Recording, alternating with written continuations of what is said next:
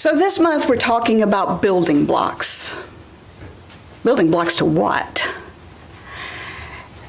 Building blocks are your foundation, and anything that you build on top of a foundation, well, is dependent upon the foundation, isn't it? Build it on sinking sand and your foundation sinks. Build it on something solid, you've got a better chance of what you build on top of it working. So this month we're kind of going back to basics. And last week Cindy talked about the power of ebb, meaning the power of stop, pause, take a moment and rest. And we think about that and we think, no, I gotta work. But think about it, if your car thought that way, it would never stop to let you know, I need an oil change. I need my tires rotated. So everything has to stop. These building blocks are so simple that they get to be so simple that these are the things that we tend to have the most difficulty with, right? It's not the complicated stuff sometimes, it's this little stuff, like learning when to stop, that has the biggest impact in our life and how we either use it in a very affirmative way or we use it in a more negating way. So when Cindy told me about building blocks, I thought, well, what's one really good building block that at the beginning of the year, all of us could really take a look at what we're doing, fine-tune it a little bit. Sat and I thought, got the download from Spirit, and that is the whole idea of giving and receiving. So those of us in the metaphysical Christian world, we understand the idea of giving and receiving, right? We hear about it. You reap what you sow. We understand this idea that the casting your bread upon the water type of everything. And we absolutely love the law of giving and receiving when it happens to everyone else. When you see someone's gift of maybe not the most positive thing that they put out come back to them. Did you know that there's actually a channel on YouTube that's called Instant Karma? And it's dash cam videos of people who, they drive by somebody, they do the road rage thing, they give the finger, and then instantly something happens to them. Don't watch that stuff. All right, because guess what? You're kind of putting it into your brain, and then don't be surprised when something like that happens to you. But it is out there. So we love it when it happens to somebody else and we see it so clearly and we can stand from a mile away and point it out. And then when it happens to us, it's like, what in the world is that? We can't see it. And it's all around us. You are a product of what you give. And that seems so simple, and it is so complicated sometimes to get our hands around.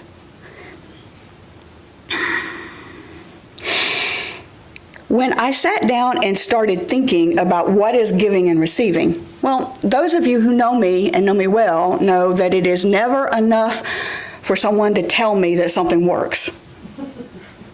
All right, I want to know why the engine works. I want to know what's going on with the refrigerator. I want to know what makes it work. But I think in knowing what makes it work then shows you where you are not working it well. So, would you like to pull apart the law of giving and receiving and know it better so that you can use it better? Say yes. Yes. All right. So let's talk first about energy and what the law of giving and receiving is. Giving and receiving is what you give, you receive in like kind and manner. I want you to remember that phrase, like kind and manner, because we're going to come back to it. It's a key part of giving and receiving. But why does energy come back? Because all things come home. All energy comes home. It has no choice but to come home. And think about just in your own life when something's going on and there's trouble and there's disconnect in your soul. You want to go home. Whatever home is, you feel this need to reconnect to source, whether it's sitting in front of the fireplace at your home, whether it's going to church and being with the people that you love, going home to mom and dad. It comes back in order to be reborn, in order to reconnect with source. And that's when we get the moment to either send it back out the way we did or go, oh no, let me send it back out differently.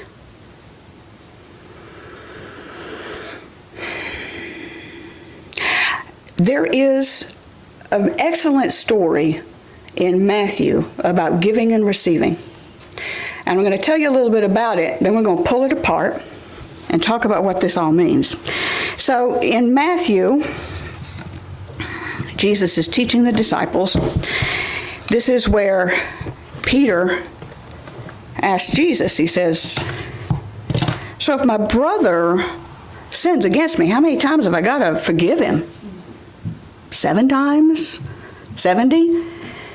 And, they were all steeped in that rule, that thing of rules, okay? So give me a rule and I can follow that. Jesus told him, you forgive him 70 times 77. What? But he went on to illustrate that, and forgiving is an act of giving and receiving. But he went on to describe and give more clarity about what he meant. So the story is, in Matthew 18, starting around verse 23, that there was a king who wanted to take an accounting from his servants. Kind of wanted to see where the books were, how things were going.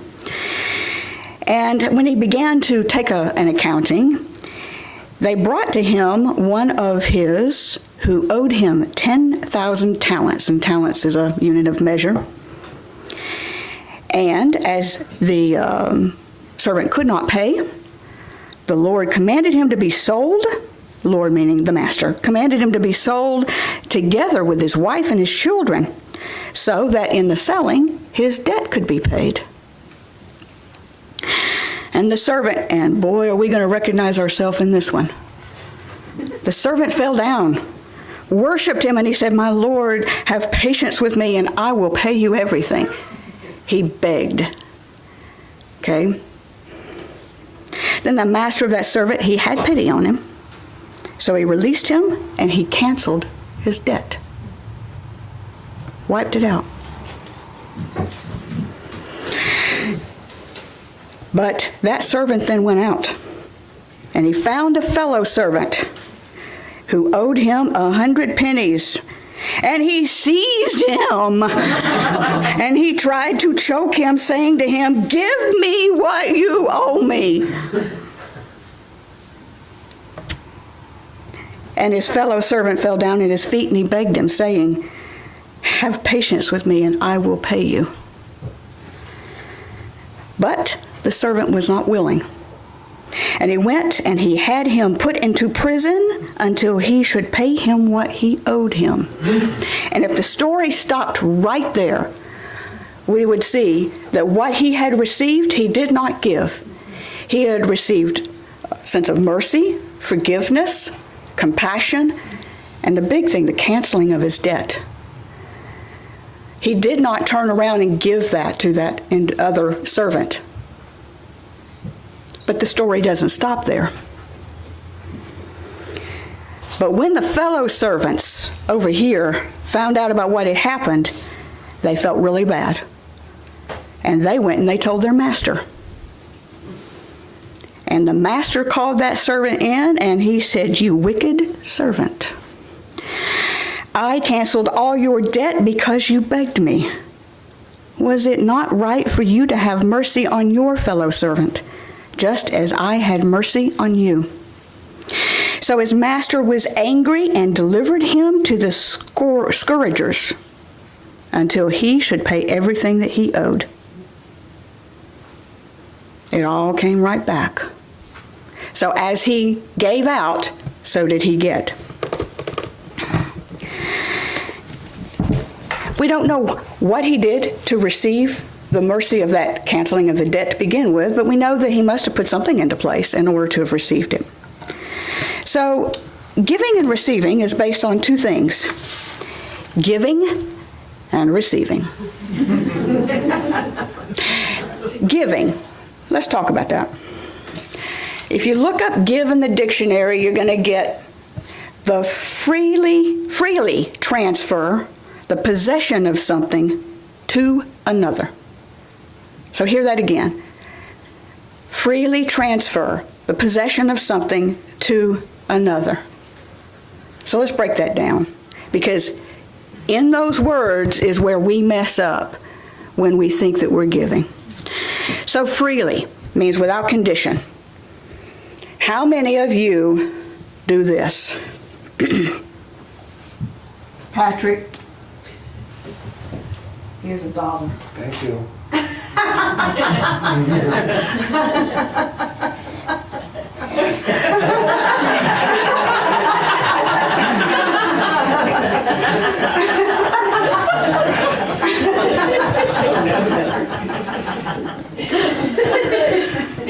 Then we drive by and we go to the dollar store and we don't have $1 to buy what we wanted because we gave it to Patrick.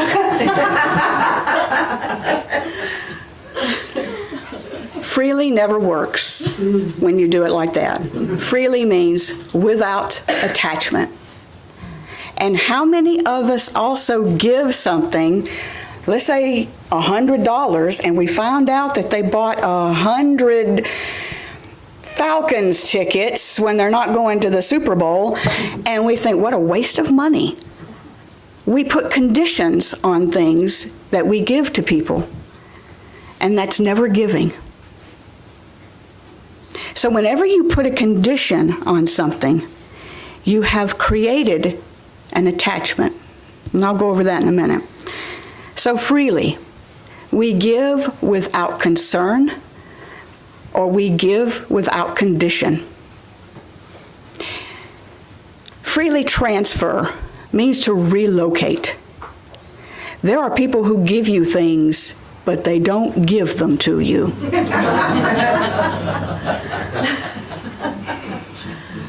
You can borrow my car when I am not using it. You can do this, you can do that. It is a relocation. That means it gets out of your space. You don't have it, because if it's in your hands, what are you going to do? You're going to use it. So relocate means it is out of your space. So without condition, relocating the possession of something. And why is possession? Why does it need to be out of your space? Because there's an attachment. So just like with that $1, Patrick, hold that. If I don't do and give that to him freely, now I'm attached. Wherever Patrick goes, so do I. And if I'm more dominant in the energy wherever I go, so is Patrick. Thank you. So, how many of you have given something and you still pay attention to how somebody is using it? You've given them some clothes, some plates, a car, all that kind of stuff, and you notice they are not wearing that dress the way you want. They are not putting the plates out on Easter Sunday. They are not all that. You have still an attachment. Even though you don't have possession of it, you still have an attachment to it. So you have not freely given. And because you still have that attachment, the energy is out here. It has not come home. You did not create the space where it could. So it's out there somewhere. So without condition, relocating the attachment of something to another. Something. Now that's physical, and it's also energetic. Don't we sometimes give love with condition? Don't we give approval with condition? I'll like you if you will do this. I'll love you more if you'll do that. I will do this if you do that. I will give this if you will give that. Now, there's a whole thing about reception of energy and being in like mind with people and stuff. Kind of table that for a second. Whenever we're sending out an energy, not even something physical, to someone else that's got an idea of how we think that they should use it, we have not given it. There's nothing free about it, and you are attached. Does this make sense? Do you see where you have given possessions and you've had an attachment, or you have given an energy and you've had an attachment? Yes? So the other part of giving is receiving. To take into one's possession. Now, there's one thing that I know about Patrick, is that if he will accept $1, he'll accept $2.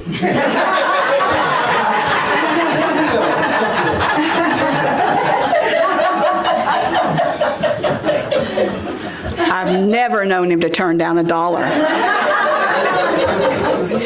And he accepts it freely. He accepts it lovingly. And I don't know anybody else, but Patrick can take that $3 and make a whole lot of hay out of it. So part of receiving is freely receiving, allowing it. Now, there's times that somebody wants to give you something and humility kicks in. Sometimes it's false humility, by the way. Oh, I can't accept that. But the thing is, you can receive that if you will allow it. So, somebody give you something, and you, yes, thank you. And there's something sometimes in our culture about accepting greater than where you are. I was raised with this saying, don't get above your raisin. So meaning that if somebody offered me a Lexus, that because I don't live in a house where she would associate with a Lexus, that I should turn it down. Well, I'm here to tell you, if you've got one you want to give me, you go right ahead.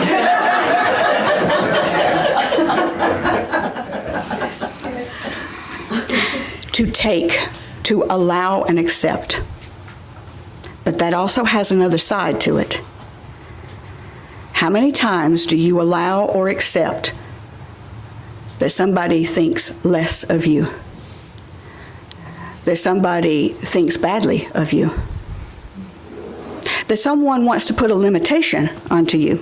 They're giving it out.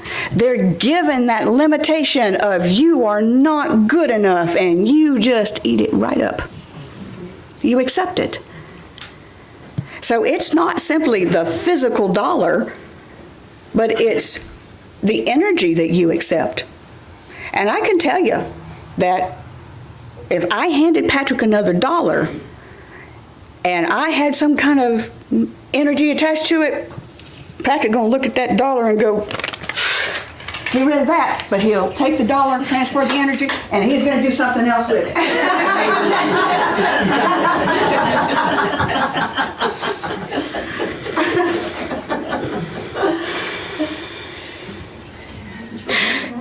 And then when we receive, you gotta own it. Now you attach to it. So when someone gives you something and you take it from some false humility, or because, well, it was Aunt Johnny's dishes and you should take them, because if they don't, they're going to a pawn shop or to the thrift store. There's a big difference between taking those dishes, because I'm telling you what, no matter where you put them in your house, you're going to have trouble. So if you accept them because you want them, or because you know you're about to move them on to somebody who they're better suited for, the attachment serves you. It becomes a better part of you. And now you can do life-affirming things with it versus being weighed down by it. So to receive, to allow or accept into your attachment. And as we know, whatever we're attached to has the ability to free us or weigh us down.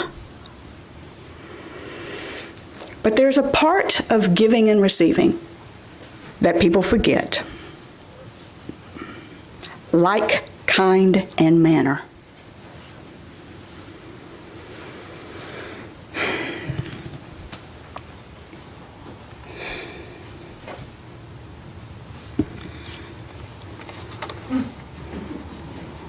I have $6 left.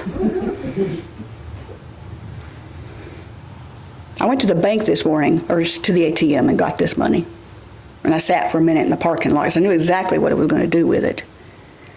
And I wanted all this blessing to be in it. I looked at every bill. I thanked all of the places where I got this money, because I knew what I would do with it. I'm going to give it to Patrick.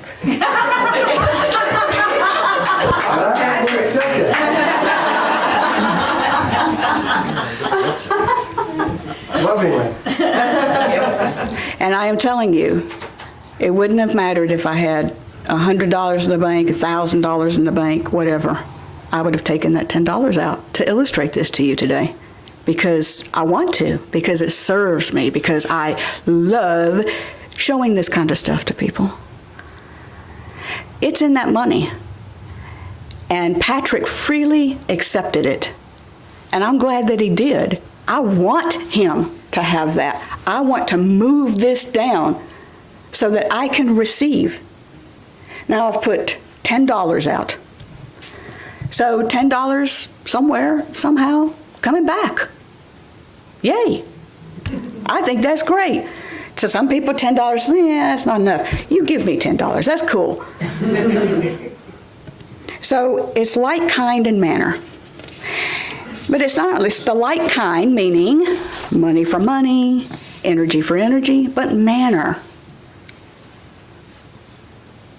Isn't there a verse in the Bible in Proverbs about God loves a cheerful giver? So when we give things with this, I mean, we've had fun with this, okay? And so fun comes back. If I'd taken that money out and go, oh, darn, I got to do this message and I got to come up with a really good illustration. I got to use my own money to do it. That wouldn't work. And there ain't no $10 coming back to me. So like, kind, and manner in both the physical end of it and the energetic end. So do you see yourself now in how you receive? That sometimes you receive things that you do it for maybe the wrong reasons, or that maybe you're not deep enough in your receiving, and that when you do, sometimes you don't own it. You don't put an attachment to it. Okay? So let's talk about some ways that you can change your like, kind, and manner. Okay? There is one thing that people don't like giving, and that's their money. There's one place that they don't like giving it to, and that's their bills. Because think about it, we think about that it's Georgia Power, and it's Charter, and it's the insurance company, and it's the mortgage company, and we think about big bad company. Or we're paying taxes, and we think about an overblown government, or whatever. So take a moment and reframe that. I like paying my Georgia Power bill because I like power. I like to turn the TV on. I like it that my kitchen is lit. I like it that I can turn the light off when I go to bed at night. If you reframe it and think, oh, this is for power. Oh, thank you. you have instantly shifted things. But let's say even there you can't go. Georgia Power has what? Thousands of employees. If you look at their holding company that has Alabama Power and the other power companies, tens of thousands of employees. Can you think about it going to a secretary sitting at her desk? Or a lineman who's fixing the power that's down? Because without you purchasing it, it can't go to them. So reframe it. I'm giving to that lineman who's fixing it the power in below 20-degree weather. And then there comes a time that we don't want to give to people, particularly if we feel that they have wronged us. The only thing I can tell you is that you have to think of them as a child of God on the same plane as you. That you are the equivalent of the servant who received the forgiveness and the one who wouldn't. So if you can think of yourself as, yeah, that's me, a different expression of God, I wouldn't choose that expression of God for myself, but they're a child of God, doing the best they can. And that's not always easy, is it? Sometimes we don't even want to give to society. You're paying your taxes and you're thinking, yeah, this is for this government that I have no love for. Well, I'm telling you, you can't be at odds with the country that you live in. Or you won't have a country to live in. So, as we're getting to this part now where W-2s are coming in and people are going to start doing the early tax returns and everything, as you're filling out that tax return, and if you're having to write a check for additional taxes, it would serve you, our society, and our country if you'll put some love into it and send that out. You will find it will come back to all of us in some very incredible ways. If all of that still doesn't work, then acknowledge where you are when you give it. Acknowledge, I just gave Patrick $10. And I only had 20 in the checking account. And I'm scared to death. And I don't get paid for another month. And God, I don't know what to do. But I remember that message that Robbie said, give and give freely, and I release the fear. And I ask you to release the rest of the fear that I can't do. If there is something that's keeping you from the giving, then acknowledge it, pray and meditate about it, and keep doing it till you get around it. Because when you do that, you've now put it into partnership with God. And if you're going to partner with God, it will break through. It can't do anything but.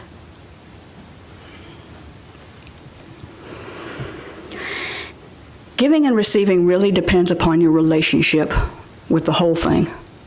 So I'm going to tell you a wonderful story about that piano. I received that piano in 2004, maybe 2005, I don't remember now, from my ex-husband. We had gone through a difficult time, and it was his gift to me, I guess, to try to soothe things over. And I never received it well. At that point, I pretty much had a good idea that we weren't going to make it that much longer. And I received that in the most unpleasant of ways. Now, I smiled. I was very happy when we put it together and everything, but it sat in my home collecting dust because I had long stopped playing the piano. Then I drug it to my new house after the divorce here in Roswell, where it sat and collected dust. And I would play it at Christmas, and it has demo stuff on it that I could play and listen to while I was doing stuff around the house. But I never played it. When Nan left, our former minister of music, I saw the old piano sitting there that had seen better days. I started praying, is it time to give up the piano? But I will tell you, it took me 2 or 3 years to make that decision. Because I know how much the piano cost, so you should keep it. Well, at one time, you did play piano. Maybe you could play again. All of this stuff. Until one day I sat somewhere through here, and I saw that that other piano was tired and needed to go somewhere else. To be refreshed, reborn, renewed.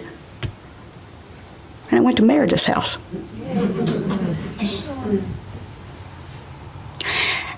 I decided when I was going to donate the piano to InterQuest that I was not going to dump it on them. Please get this out of my house. And when Meredith and Cindy came over to my home to determine,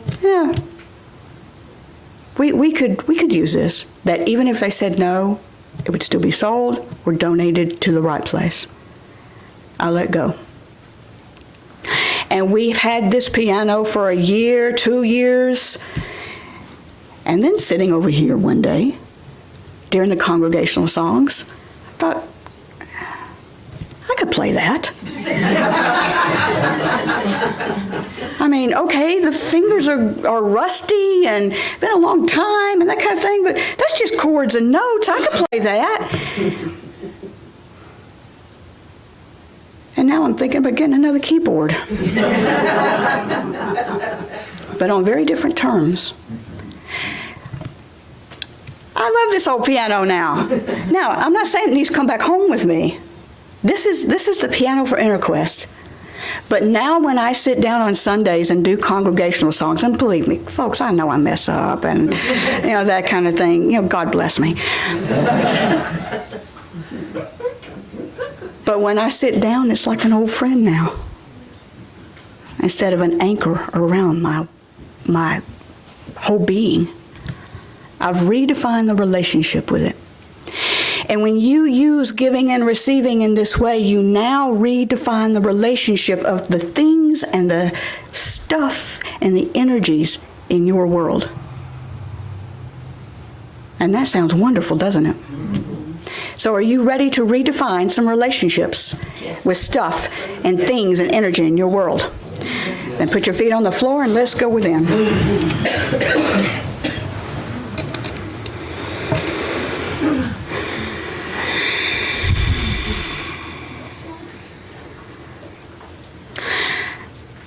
I want you to realize and understand that there is a column of light that has come over you that is specifically for you and for the work that you are going to do in this moment in time.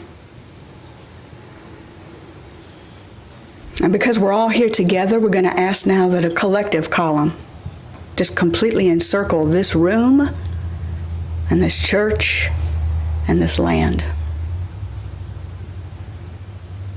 And into it is your higher self, your Christed nature, your angels, teachers, guides.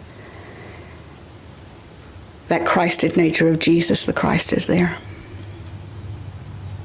So you're in this place that's perfect safety, perfect love. And I want you to take a moment to feel your heart. Because within that heart is the highways by which all of the giving and receiving has been done. All of the highways of the giving and the receiving coming in and out of the heart.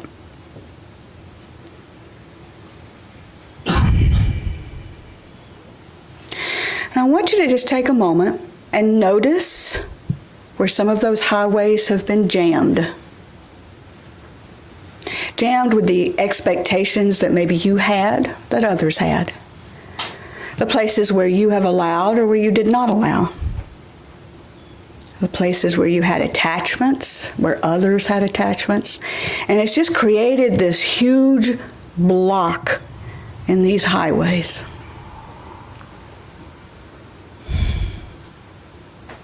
Notice them. But in this place, you don't have to judge them. You don't have to be attached to them. Just notice them. You may see that some are rather small and some are extremely big.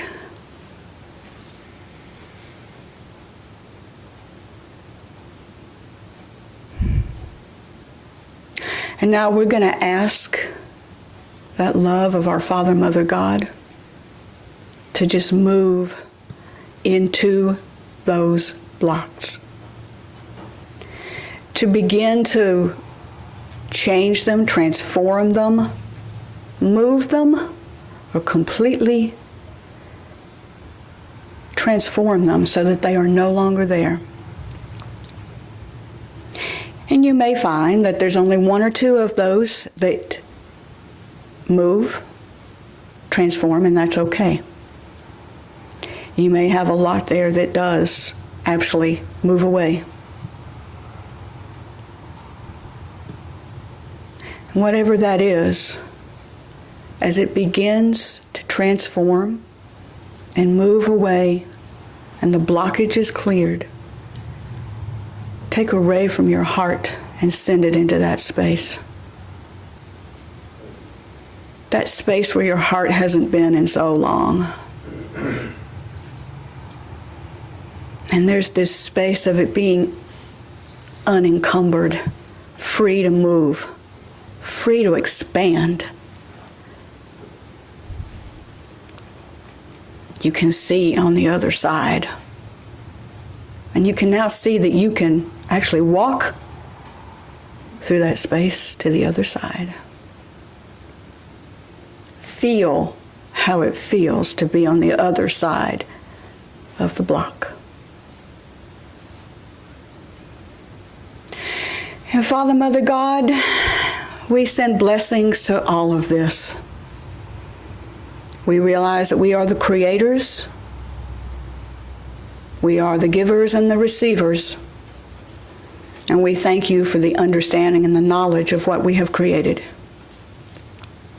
And the knowledge that we can also move that creation and transform it.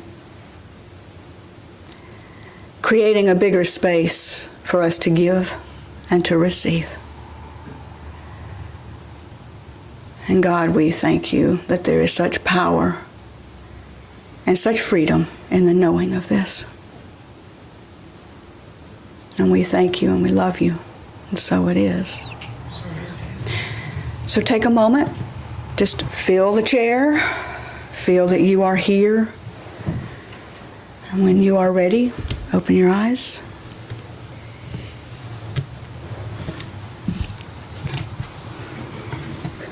I hope you feel a bit lighter, that you feel that maybe a block or two has moved. I mentioned earlier about the cheerful giver. So let's be reminded of what that means in 2 Corinthians.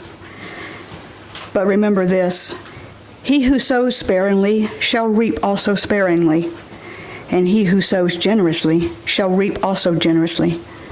So let every man, according to what he has decided in his mind, not grudgingly or of necessity, for God loves a cheerful giver.